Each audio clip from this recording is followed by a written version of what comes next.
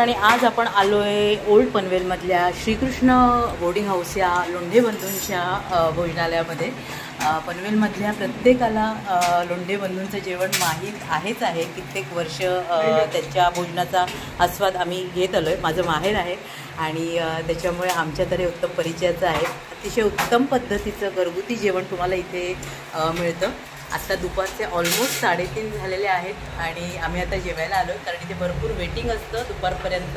1 ते 4 ही त्यांची वेळ आहे। इथे त्यांची ही सिटिंग अरेंजमेंट आहे, जिथे छोटी आहे पण तिथे तुम्हाला छान असं बसून जेवता येईल। आज आम्ही खास तिथे जेवायला इथे आलो की एकदा तरी आमची फेरी कमीत कमी होते त्यांच्या जेवणाचा आस्वाद घेण्याची।